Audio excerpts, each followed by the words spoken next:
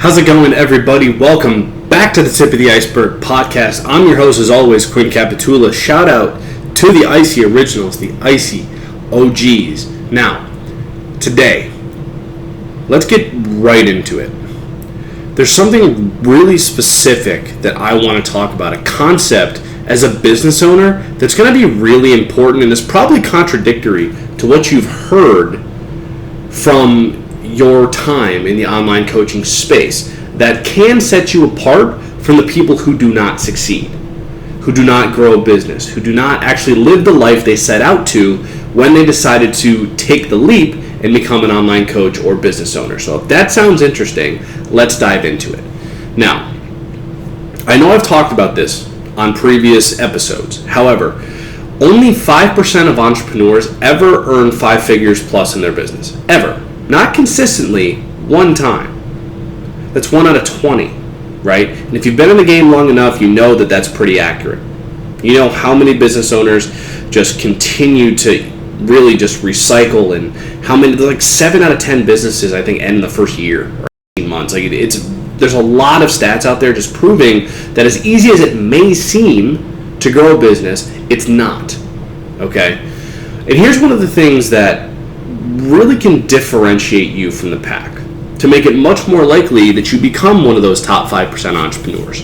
It's a concept that I learned from Dan Sullivan in the books that he talks about. He has some very interesting takes and philosophies around entrepreneurship. He's one of the foremost coaches for entrepreneurs. So if you have not yet, it might be worth looking into what he talks about. It's very different than what I'd seen when I got started. So hopefully you can find this point and many of his others to be refreshing. This is one of the main ones I took away.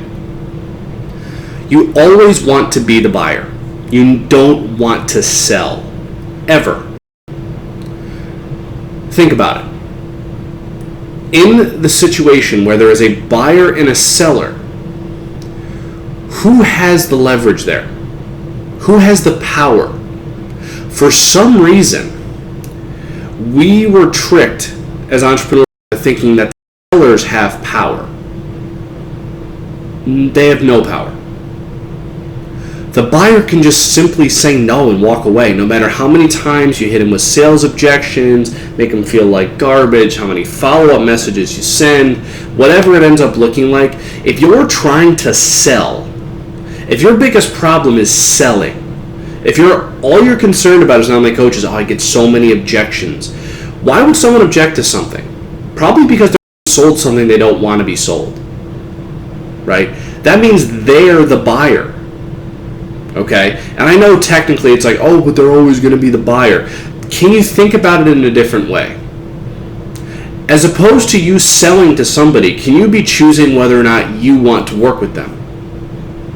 That makes you the buyer, because you can walk away at any time. You're not selling them something. If you're selling someone something, you are at their mercy. Will they say yes? Will they live up to everything? Will the check clear? Will all the things, right? That all happens when you try to sell, especially when you're trying to sell, or what I like to call hard sell, which is basically get someone in the door just through sheer brute force. And I know there's coaches online who will tell you that you're doing them a favor. I don't agree with that at all. I don't. I don't think anyone should feel like they are joining something out of pure brute force. There's ways that people dance around that in their own heads and make themselves feel good about effectively manipulating people into joining their program. I can't stand that. I don't do that myself. Anyone who does, I really do not resonate with. As soon as I hear someone talking about all the sales objections that they're facing, I'm immediately like, okay, I bet you're trying to sell, which is probably the whole problem, right? As opposed to telling someone, why not ask them? Here's what I mean. If instead of saying, hey, here's my program, it's this price, this price, this price for this long, this long, this long, or there's already 1,000 red flags in that statement, right? But we'll just ignore it for now. What if you just said, hey, would love to work with you?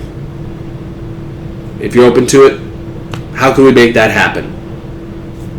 Does that sound like selling? It's not, right? You're just saying what you want. Want is the highest form of abundance. Need is the highest form of scarcity. If you need things to go a certain way, you are rigid. You are forcing outcomes. You are legitimately standing in the way of the laws of the universe. Wanting something is the core of creation. Needing it does nothing but hold you back. You can want something a lot, that isn't needing it. Needing it is this like attachment, this unhealthy attachment that impedes growth. Usually, completely and totally stops it. So, next time you're looking to bring someone on, next time you're looking to help somebody, make the world a better place in whatever way you do that as an online coach. If you're starting to face a lot of these objections, okay, there's probably a lot that we can change about that, but I bet the number one thing philosophically and mentally to be thinking about is, am I selling right now or am I buying? Because if you are selling, it's no wonder you're facing objections. You have no leverage. None. The person who wins in a situation between a buyer and a seller is the one with leverage. It's the buyer. So, even if you technically are the one providing the service, you are not selling. Be the buyer. So, hopefully that makes sense. Any additional questions on that, let me know. If you'd like to become an Icy OG, make sure you hit subscribe and like this podcast wherever you get your podcast. So, I'm going to leave you the same way I leave you every single episode. Always being the buyer is just the tip of the iceberg. I'm out. See you next time. Peace.